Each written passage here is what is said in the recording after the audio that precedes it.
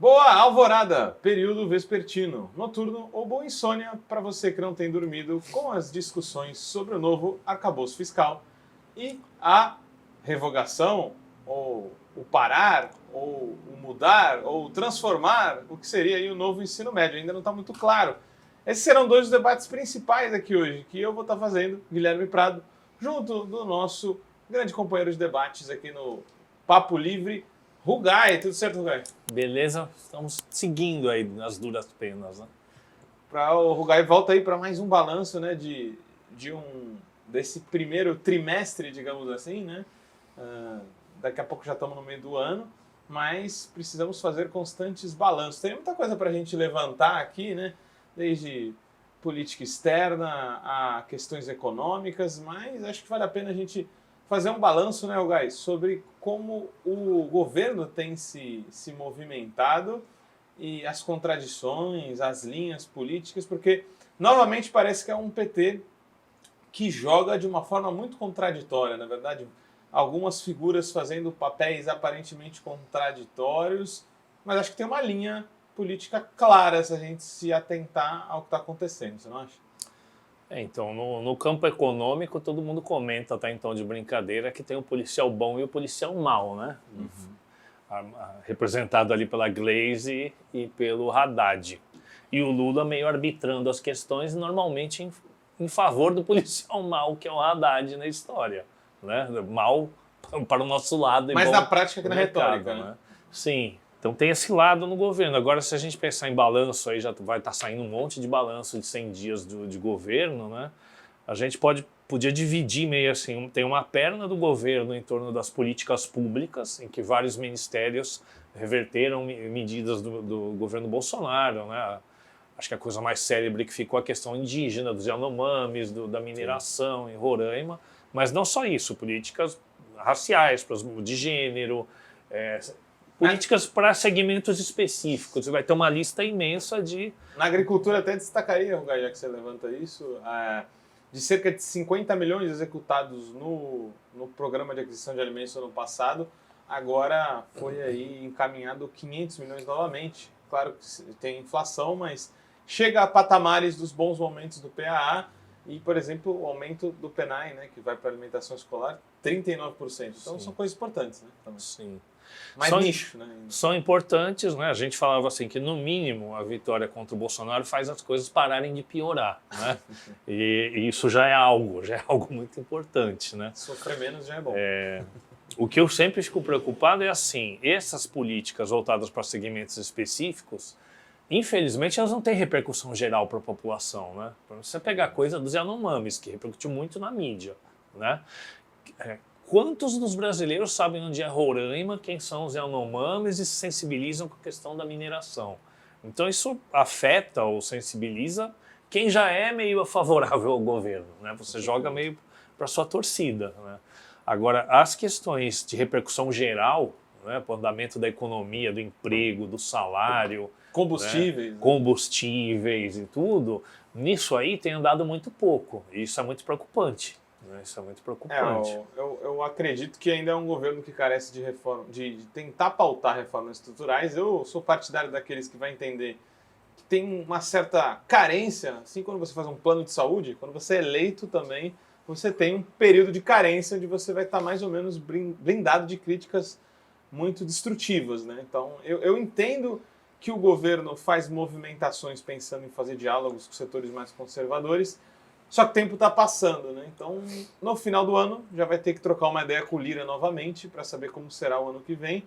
E isso eu acho que é um tic-tac que está acontecendo. Então, eu acho que ainda é uma estratégia contraditória, como a gente já viu antes. Guido Mantega em um setor da economia, aí você coloca o Henrique Meirelles em outro. Isso se reproduz agora vendo figuras de direita mais alinhadas à esquerda. Mais uma linha ali de um neodesenvolvimentismo ainda mais fraco, com reformas, não sei se são reformas, mas reconstruções mínimas em alguns setores sociais, mas ainda temos um forte teor liberal no governo PT. Ele está bem forte mesmo, né? E A preocupação, né, não é atender a demanda de algum setor mais à esquerda do governo, a opinião de A ou de B, né? A preocupação é atender aos próprios compromissos de campanha que foram formulados. Então nós não estamos falando aqui de revolução nem de reforma. Nós estamos falando assim do que o próprio PT, mesmo com frente ampla, prometeu. Então valorização do salário mínimo além da inflação, por exemplo, né? Esse Congresso ultraconservador aprovou uma PEC que permitia ao governo aumentar o salário mínimo em janeiro. E o Haddad segurou isso até maio para economizar 2,2 bilhões. Sim. Esse Congresso ultraconservador aprovou uma PEC, né, que permitia um gasto um pouco maior e o Haddad cortou 25 bilhões disso. Então, são movimentos espontâneos do próprio governo, sim, talvez para sinalizar um bom comportamento para o mercado, agradar o Campos Neto, etc. Né? Então, isso é preocupante. Você acha que... Né? Aí é importante, desculpa te cortar, Haddad. Haddad, o Guy não seria tão liberal na economia. Né? Mas você acha que é uma estratégia contraditória novamente, mas os papéis são combinados, existe uma linha política? Seria isso já uma construção da figura Haddad como alguém confiável para os mercados? Ou o PT não estaria com um projeto tão a longo prazo assim?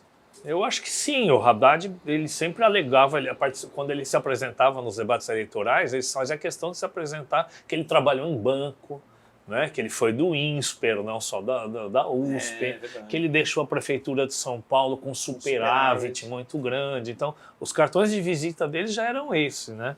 Agora, eu acho que é um pouco ilusório da parte do Haddad achar que com acenos a esse pessoal do rentismo aí do mercado financeiro, ele vai sensibilizar o Campos Neto, por exemplo, vou baixar a taxa de juros, como se fosse só uma questão de um debate acadêmico ou de um debate racional, da razão, e não tivesse uns caras que querem sanguessugar o dinheiro público na cara dura, né? E não vão se sensibilizar com isso daí. Então, em algum momento, se quiser mudar a realidade, vai ter que ter um tensionamento, né?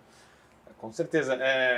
Antes da gente ir para essa nossa segunda parte de hoje, né, eu queria colocar isso mesmo em discussão, né, nessa última... A gente vai ter 3 blocos hoje, a gente está acabando o primeiro, mas discutir um pouco isso. O Haddad, eu entendo que tem um esforço do PT e de uma coalizão ali que está dirigindo esse processo de fazer acenos, né?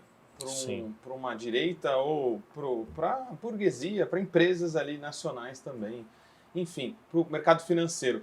Mas eu entendo que qualquer proposta que o PT faça, inclusive se fosse continuar com o teto de gastos, vai ter um desgaste necessário. O PT acho que talvez ache que não vai haver esse desgaste, mas vai ter um desgaste necessário. E eu entendo que se vai haver desgaste, você pode gastar essa bala com um sarrafo um pouco mais acima. Eu acho que mesmo se o Haddad, e a gente já viu isso, né? Setores falando assim, o arcabouço do Haddad, e a gente já vai entrar nisso, não controla os gastos.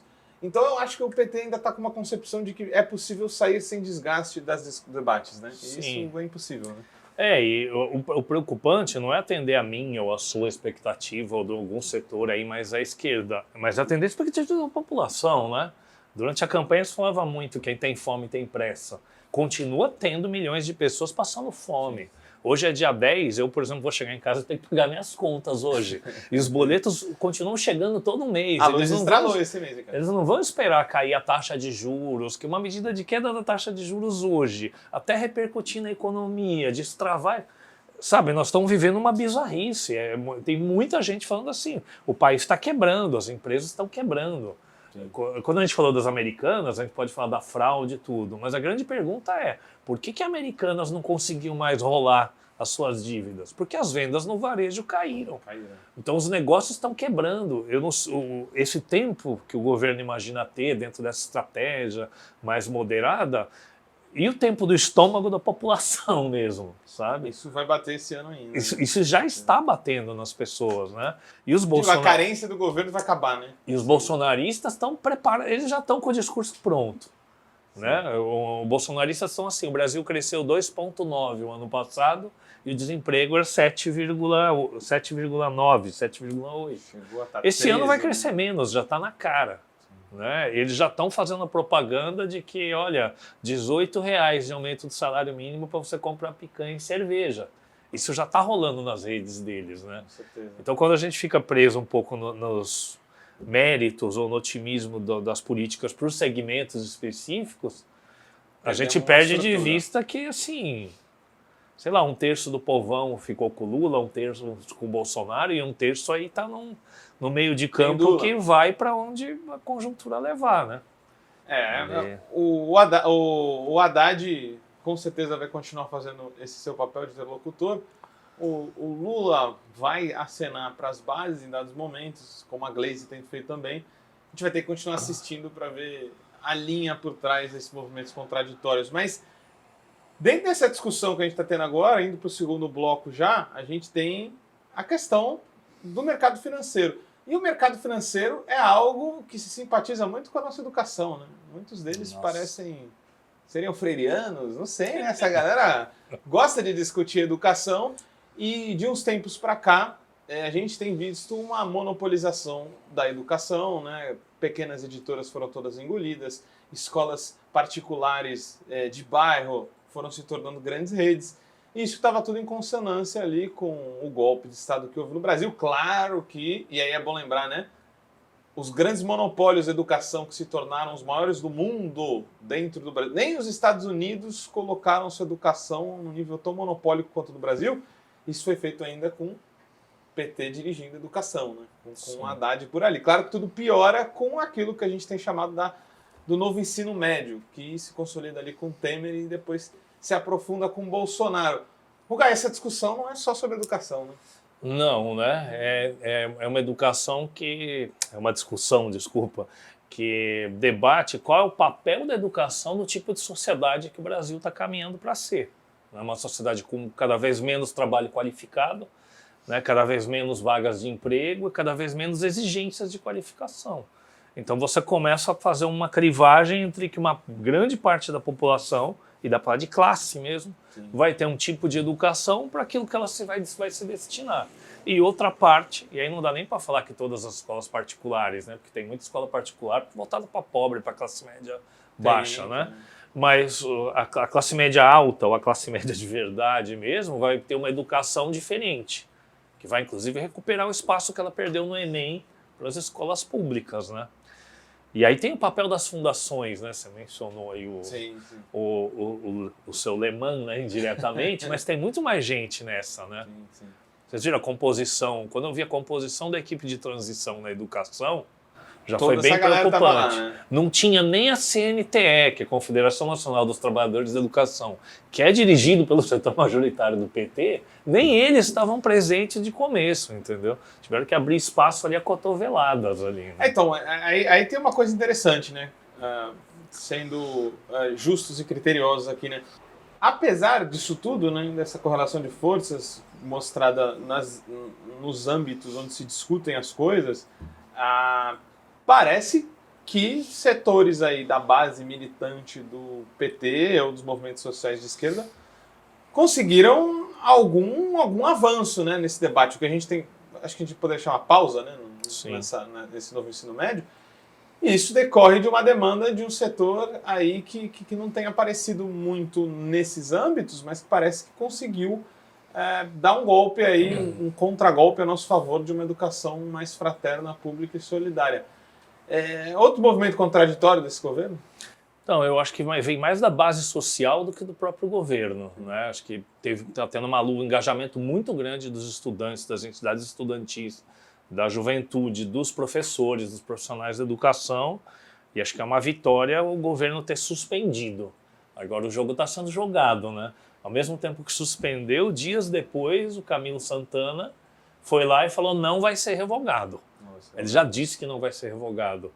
Então, se a gente for falar em termos de estratégia do governo, eu acho que isso vai ser a tendência geral, com a reforma trabalhista, nada será simplesmente revogado para o que existia antes. Tudo vai ser retocado, dado um acertinho ali, mas revogado não. O que não seria um problema se... E eu entendo, né, quem está na máquina pública e na gestão, fala assim, não é uma revogação, mas você fizesse uma força de bastidores para literalmente passar por cima tudo que a gente quer colocar lá em cima do que tinha antes. Mas eu acho que não vai vir isso. Eu acho de fato, porque é muito ruim também, quando a gente fala no debate público, que vai revogar algo sem colocar nada no lugar. Né? Então, talvez seria uma tática boa do governo de se colocar dessa forma. Mas, e aí tem uma grande dificuldade de tudo isso, né? Porque esse novo ensino médio, acho que foi a primeira grande reforma feita por MP, né? Por medida provisória, o que é uma medida autocrática, porque ela foi conservadora em si, e me parece que não vai ter tempo nem condições objetivas de fazer uma grande discussão mais democrática sobre os caminhos da educação, né? O que fica pela frente, será, Roberto? Então, fica uma coisa assim, quando a crítica ou revogar é assim, pô, mas vai voltar o que era antes, e o que era antes era ruim, vamos falar. Já era ruim, é né? ruim, Tem que né? falar. É ruim, nós temos que assumir isso, né? Não dá para fingir que estava tudo bem e vai voltar o que era antes. Que é que nem a época do desenvolvimentismo da ditadura, né? Sim. A gente bate no neoliberalismo, um professor meu me falou um dia, ele falou assim, tá, mas tu tá dizendo então que o que tinha antes era bom? Não era bom também, né? Sim. O ensino médio sempre foi o pior ponto de todo o ensino público, né? Só que em vez dele ser, vamos dizer, melhorado, integralizado, desenvolvido, aperfeiçoado, é como se ele tivesse sido cancelado. Porque o que está sendo colocado para o ensino médio nas condições de trabalho dos professores, nas condições estruturais das escolas, né, é praticamente acabar com o ensino médio, entendeu? É tornar o ensino médio um ensino profissionalizante meia boca, desprovido de laboratórios ainda, do que seria o equipamento necessário para ter algum caráter técnico, né? E ele tira essa galera da possibilidade do vestibular, né? Porque eles não vão ter o preparo nas disciplinas que são exigidas para o vestibular. É interessante isso, né? Zoavam muito a Dilma e o Pronatec, né? Lembra do Pronatec? Aliás, o novo ensino médio começou no governo do PT, né? Ele foi desencaminhado no governo Temer, promulgado no governo Temer, mas ele começa lá, né? Então, se eu não estou errado, Daniel Cara, ele veicula alguém muito importante para esse debate, ele meio que diz isso, né? Era melhor o que tinha antes, no sentido do Pronatec, porque ele não competia com as outras áreas das humanidades, né? Sim. Você colocava para fora ali, aí sim, tinha financiamento público para entidades privadas, etc e tal, mas você tinha uma formação técnica que não competia com o resto, né? Aí agora você está sacrificando discussões de reflexão crítica para supostamente colocar uma técnica que na verdade nem tem ferramentas, porque robótica nas nossas escolas que não tem nem água é zoeira, né? Quer me tirar, né? E assim, né? Se a gente pegar qual é o objetivo da educação lá na LDB, que é formação para a cidadania e para o mercado de trabalho, a cidadania some, né? Porque as disciplinas de humanas praticamente desaparecem, a formação de pensamento crítico, tudo desaparece e fica só voltado para o mercado de trabalho. Né? Como se o mercado de trabalho por si só fosse promover cidadania. Né? E aí, assim, eu tenho colegas professores que já dão aula no ensino médio integral do Estado e tudo, e está sendo um tormento, porque você praticamente tranca os alunos lá 8, 9 horas por dia, né? Sem que a escola tenha condição de oferecer alguma coisa interessante, né? E aí os alunos ficam ali, entendeu? Ficam querendo fugir da coisa, porque é desagradável, não é produtivo, não é interessante, né? Rugai, para terminar esse bloco agora, né? O Rugai, para quem não sabe, aí, nos escuta, nos assiste, professor, né? De formação, de muito tempo aí nessa área. Que você, né, para não parecer nós, os críticos que nada propõem, o que seria o central para mudar especificamente o ensino médio? Você disse que talvez esteja sendo pautado ou pouco discutido. Cara, eu acho que uma coisa para mim que é fundamental, que aí não é específico do ensino médio, é a quantidade de alunos por sala de aula, cara, sabe? Eu não vou nem falar de salário de professor aqui, que é uma coisa já mais batida, né? Sabe? Mas você conseguir conhecer seus alunos, dar atenção para os seus alunos, chamar seus alunos pelo nome, sabe? Melhor, legal, inclusive, né? A disciplina em sala de aula, tudo. Você conseguir realmente formar um grupo que está aprendendo, está se conhecendo, está interagindo, sem isso aí não funciona. Sabe, com 40, 50 em sala de aula, é um fingimento estatístico, porque vai evadir uma parte porque não tem condições, né, tanto de atenção do professor, quanto de espaço, de material e tudo, né? Então, eu diria que esse é um ponto fundamental. Eu sei que não é específico do ensino médio, né? É estrutural de todo. Agora, a educação, a gente tem o hábito, né, arraigado, eu mesmo tenho isso por ser professor, de pensar na finalidade da educação que a gente deseja, ou porque está nos princípios ou na Constituição. Mas a gente não pode esquecer que a gente vive numa sociedade capitalista, né? Claro. E que nessa sociedade eles vão formatar a educação de acordo com o perfil com que a economia está demandando. E basicamente, se o cara souber usar o cartão, ler a placa do ônibus, mexer no celular dele e tudo, e além disso não encher o saco criticando, questionando, tá muito bom, né? Sim. Tá muito bom. E eles vão produzindo estatísticas aí, né? Aprovações, evasão, etc. É uma grande linha de produção, né? Por isso que eu acho que temos que ser... vamos torcer e militar para que, de fato, a gente consiga vencer esse novo ensino médio, mas se algumas coisas se mantiverem, temos aí, como sempre digo, a economia solidária para fazer uma infiltração ideológica no empreendedorismo, né? Porque o ensino tem que ter uma finalidade, né? Não mercadológica, não utilitária, mas quantas vezes eu já ouvi pergunta de aluno falando assim, professor, mas se eu estudar mesmo, se eu me dedicar mesmo, eu vou conseguir, tipo, me dar bem, vou arrumar um lugar ao sol nessa vida aí? Então, né? E aí eu não tenho coragem de chegar pro aluno e falar para ele assim, sim. O que eu posso dizer é que assim, né, aprendendo, tendo um ensino legal, você vai ter muito mais chances, você vai estar mais armado para lutar nessa selvona aí da vida. Né? Mas garantir que esse aluno vai ter um emprego qualificado, etc., na economia que a gente tem, né, mesmo que ele fosse, é complicado. Né? É complicado. Vamos continuar desbravando a selva Vozes Livres no próximo bloco. Falamos sobre ensino médio agora, poderíamos ficar mais tempo, mas temos uma pauta quentíssima. Arcabouço fiscal que está sendo proposto agora, essa semana, para o Congresso, vindo das mãos de Haddad. Antes de falarmos nele, vamos aos nossos comerciais solidários. Como todo trabalho independente, esse podcast pode estar por um um Pix, ou melhor, um Tris, sem o apoio solidário de seus ouvintes. Portanto, se você já se divertiu conosco, se enriqueceu, se informou, ou se fomos apenas um passatempo para você, nos ajude para que continuemos existindo. Sem financiamento, sem independência. Portanto, ajude o Vozes Livres se tiver consciência. Isso pode ser feito pelo nosso apoia-se/podcast Vozes Livres ou pelo Pix, pelo e-mail podcastvozeslivres@gmail.com, escrevendo no assunto a palavra Vozes. Fala, agroecológicos e agroecológicas, solidários e solidárias. O último bloco aqui hoje, deixamos um blocão, esse último bloco, para destrinchar isso que tem sido chamado de arcabouço fiscal por parte da equipe econômica do governo, encabeçada pelo Haddad. Estamos gravando aqui numa segunda-feira dessa semana e a informação que temos é que amanhã essa proposta será enviada para o Congresso para ser discutida. Muito possivelmente teremos uma longa discussão disso, então a gente até se compromete em trazer um episódio do Vozes Livres mais explicado sobre esse arcabouço fiscal. Mas eu vou falar linhas gerais aqui, depois eu vou passar para o Rugai comentar. O que é um arcabouço fiscal? Eu interpreto ele como uma estrutura econômica do Brasil que tem como ponto principal garantir a capacidade do Estado brasileiro de pagar sua dívida, a dívida pública.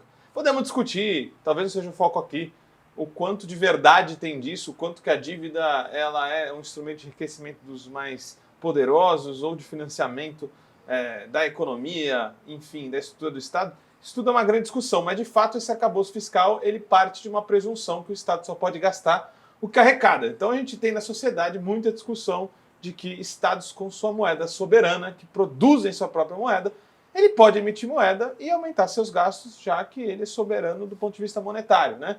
Mas enfim, o Haddad joga para fora essa discussão que estava ali quando ela era Rezende muito forte na equipe de transição e que a gente foi vendo que ia se enfraquecendo e que era uma contradição em si com o mercado financeiro desde sempre, né?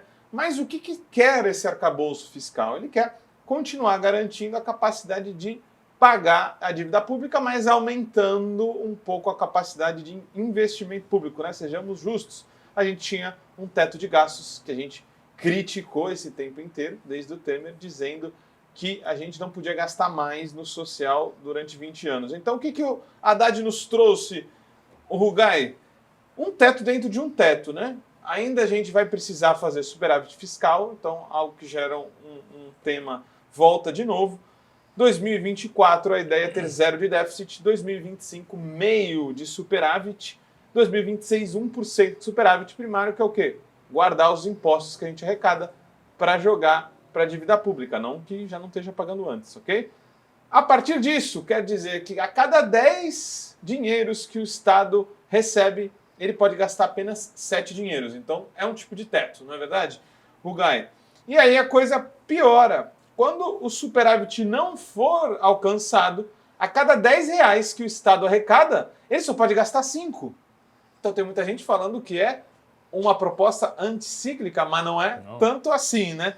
Então, passando a bola aí, o que você acha disso tudo, Rugai? A gente tem uma proposta anticíclica, é um menos pior? Isso é uma tristeza, eu acho, cara, porque tudo que a gente falou do lado bom até agora dos 100 dias das políticas públicas depende de verba. A gente vai falar da verba da cultura, por exemplo. Os projetos vêm do Caixa Central, as verbas da educação, as verbas da saúde, etc, etc.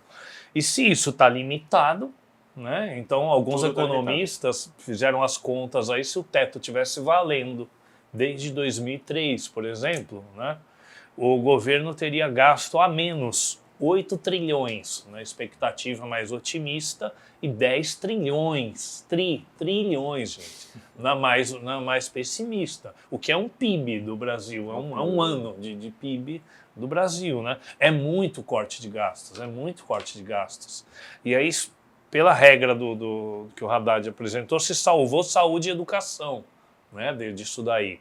Investimento, não. Investimento que seria para obras, para retomar a economia, não. Então, o Estado fica sem um instrumento para dinamizar a economia, para retomar crescimento e emprego.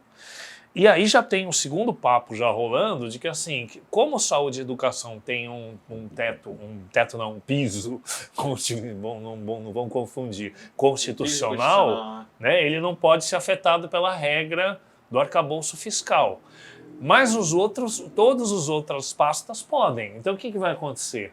Em algum momento em que a arrecadação cai, você mantém saúde e educação, você vai espremer mais ainda. Direitos humanos, habitação, cultura, enfim, todas as outras pastas. É por isso que o mercado financeiro está sempre de olho no gasto de educação, porque ele, em última, compete com os juros. Compete, previdência, educação, saúde são os maiores. Então, o dólar subiu e a bolsa subiu no dia. Não tem melhor indicativo de quem ficou feliz. Agora, isso tudo parece estar dentro de uma estratégia do Haddad, que seria assim: vamos se comportar como um bom moço perante o mercado, mostrar que a gente economiza dinheiro, aí o Banco Central vai ficar mais tranquilão, vai falar, bom, eles vão ter dinheiro para pagar a gente pode abaixar a taxa de juros. Eu duvido muito que essa aposta funcione. Sim. Eu acho que o Campos Neto talvez fale assim, vou baixar 0,25. O que vai ser nada, né? Vai ser nada.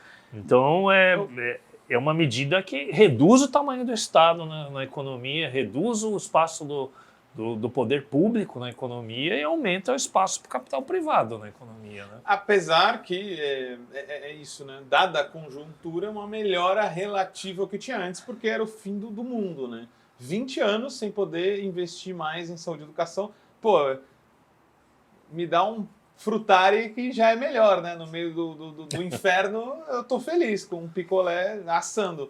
Mas essa proposta aqui, bom, se a gente... E aí é muito complicado isso, né? A gente perde a leitura histórica dada a conjuntura. Tô vendo economistas que são de esquerda falando, nossa, o governo deu o drible no mercado, no Congresso e está propondo uma coisa muito boa para o momento, dadas as condições históricas que a gente tem hoje.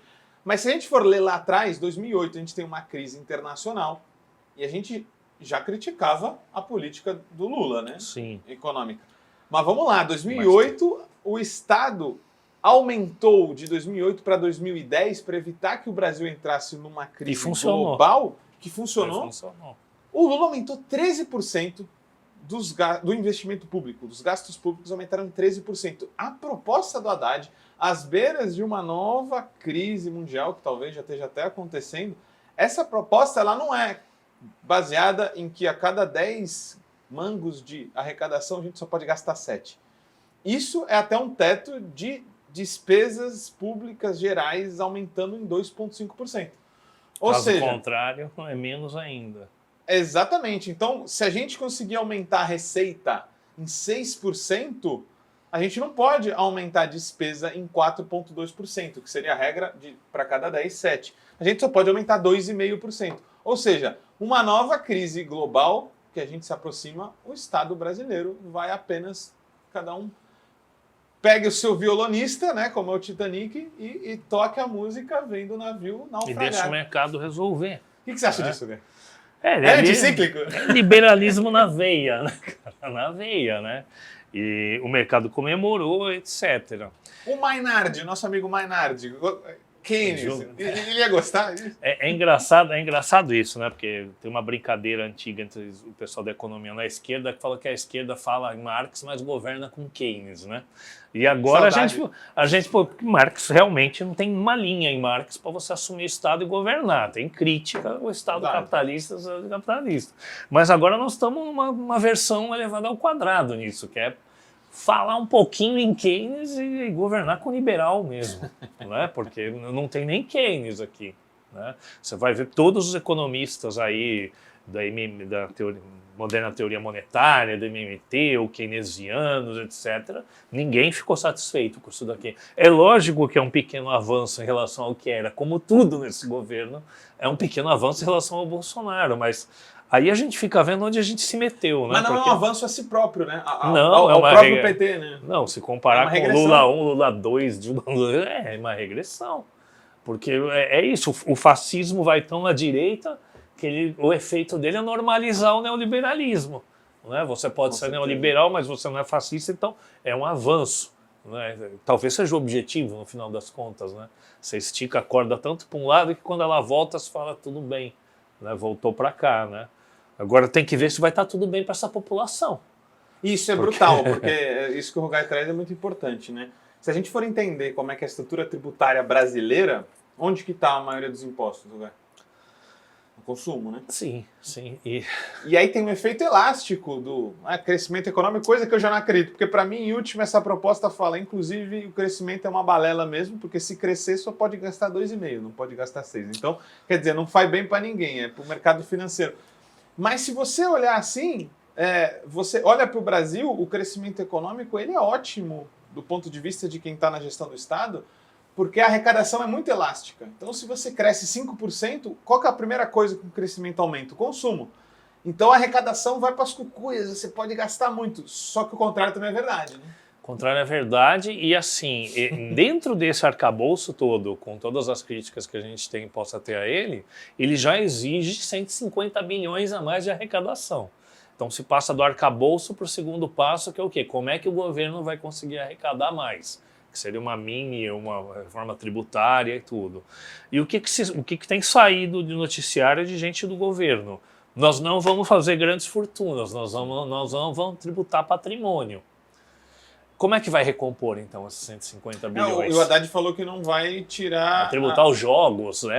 As casas de aposta que patrocinam todo o futebol hoje em dia, vai cobrar imposto de quem está pagando, de quem não está pagando. Foi a coisa mais progressista que ele declarou ultimamente. De 500 empresas, foi de pegar as 500 empresas que têm impostos. Você vai pegar o caso da Ambev, lá na Zona Franca de Manaus.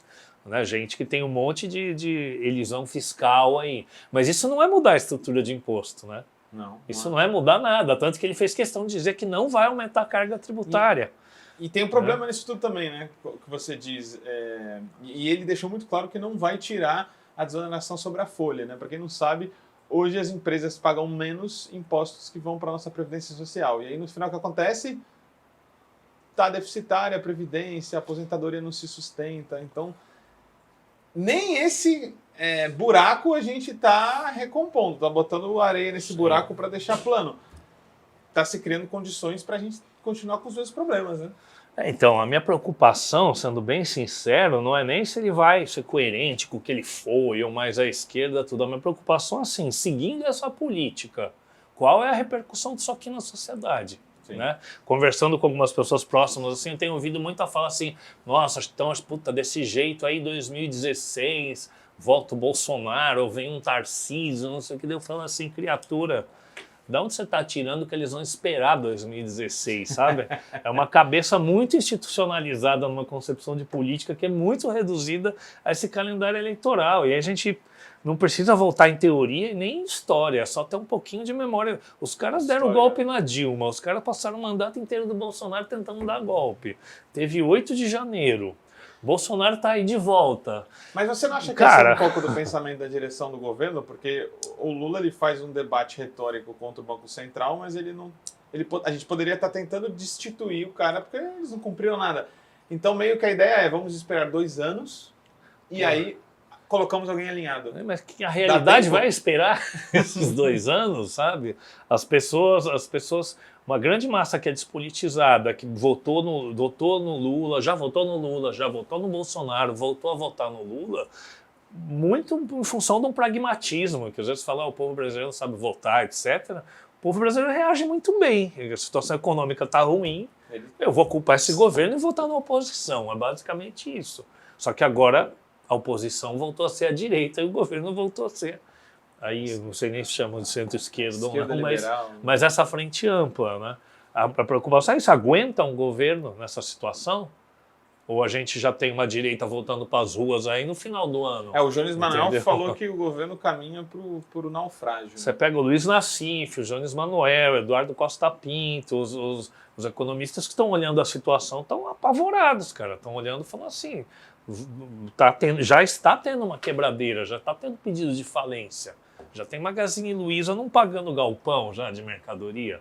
Não é Americanas, é uma loja do varejo super moderninha, bem administrada, etc. Varejo progressista, né? Varejo progressista está tendo problemas. Então, eu acho que para mim é essa a preocupação. Se o governo consegue ter estabilidade política sem mexer na situação econômica, né?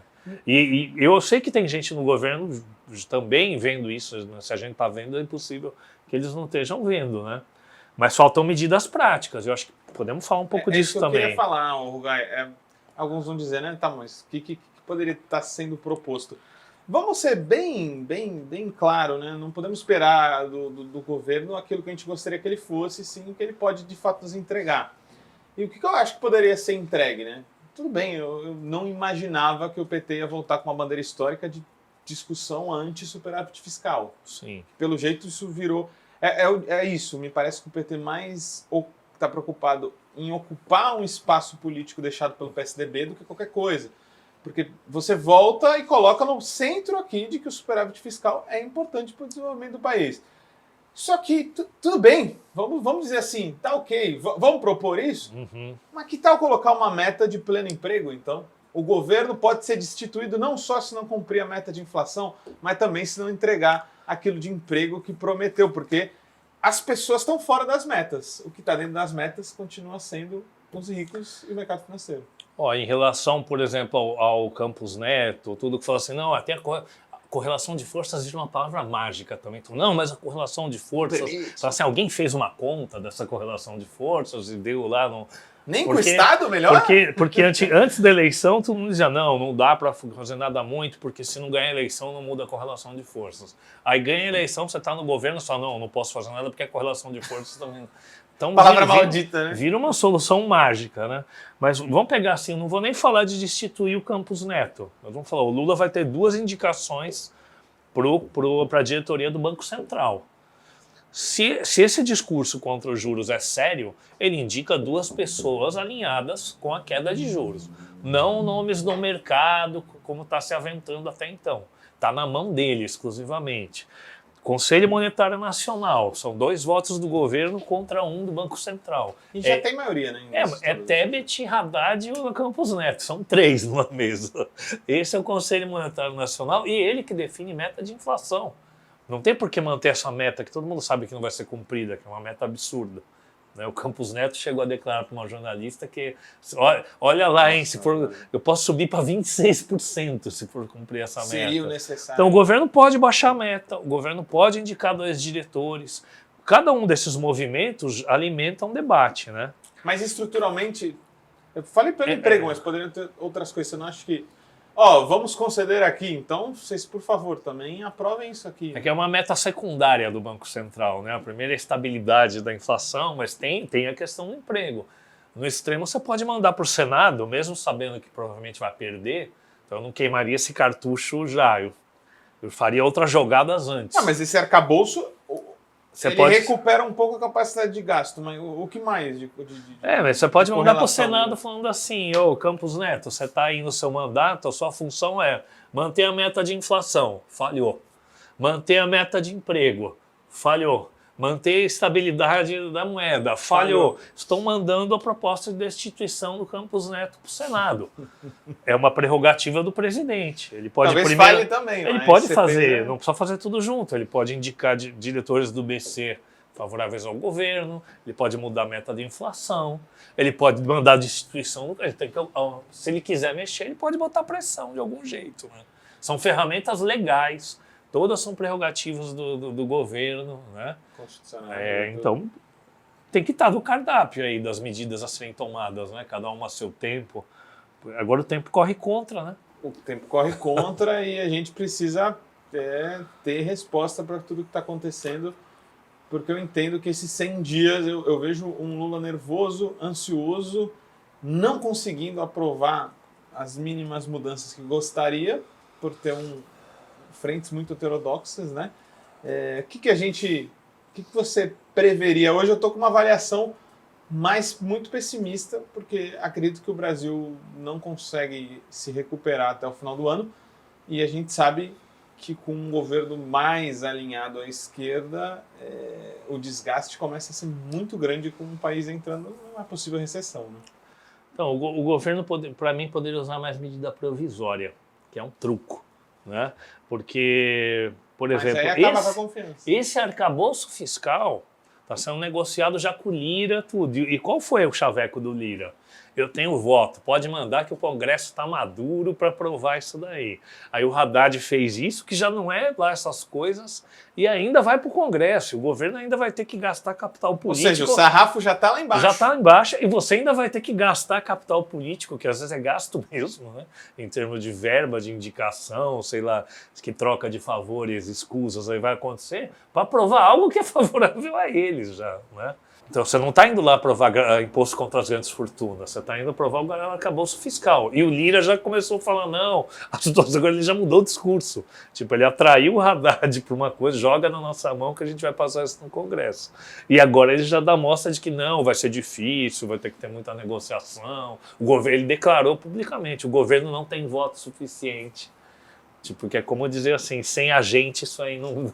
E que não foi passa. uma figura que o Haddad acabou mostrando a proposta antes de qualquer sindicato ou movimento social. Né? Essa disposição ao diálogo, que parece ser malandra, entre aspas, não sei, malandro é o gato que já nasce de bigode, né? Como dizem. E ele é presidente do Congresso.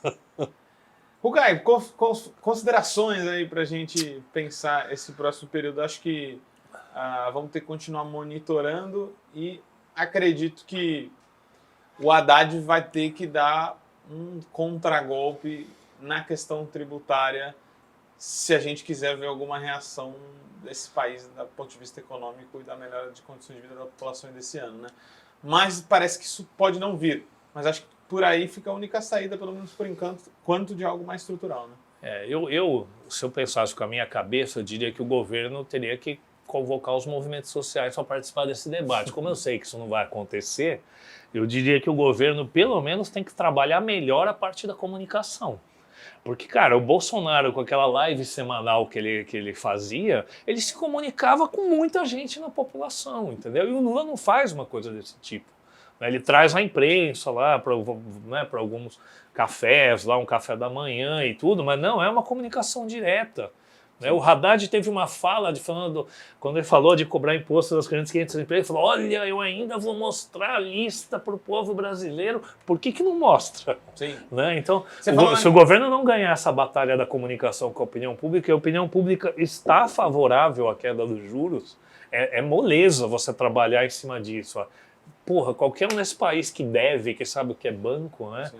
Banco já é o demônio espontaneamente, né? Então, mas me parece que a direção do governo não faz essa análise do peso que tem alguns debates políticos no seio da sociedade. Você falou de desgastar o governo, o presidente do Banco Central. Mesmo que você não vencesse a luta, de você mostrar que o próprio Congresso não quis destituí-lo, mesmo ele não tendo atingido nenhuma meta, sim, você tem condições objetivas melhor de continuar numa crescente, porque o povo, de fato, condena os juros tão altos assim, que está mostrando as pesquisas. Então, agora, na hora que estourar, quem do povo sabe quem é Banco Central, quem é Campos Neto, vai estourar na conta do Lula a bomba. Não vai estourar na conta do presidente do Banco Central. Você imagina você pegar aquele gráfico, né? Falar em linguagem visual, aquele gráfico do orçamento público, em que metade ou um pouquinho mais vai para banco e botar isso em cadeia nacional, mostrando para o povo brasileiro para onde vai o dinheiro público. Sim, e aí você mostra aquela fatia ínfima lá do meio ambiente, dos direitos humanos, da cultura. O poder que isso teria, né, no debate. Mas aí precisa ter alguma disposição, né, para isso, né? É isso. Ficaremos monitorando, Rugai. Obrigado por mais esse papo aí e te esperamos no próximo Papo Livres. Estaremos. Salve, pessoal, e até a próxima. Nos acompanhe nas redes sociais, @Livrescop e @Livresprodutos do Bem. O Vozes Livres é um podcast realizado pela Rede Livres e financiado pelo Sindicato dos Químicos Unificados de Campinas e Região e pela Federação dos Trabalhadores do Ramo Químico do Estado de São Paulo. Produzido coletivamente por Guilherme Prado, Vitória Felipe e pelo coletivo Orvalho Filmes, composto por Eduardo Ferreira, Gaspar Lourenço e Guilherme Bonfim.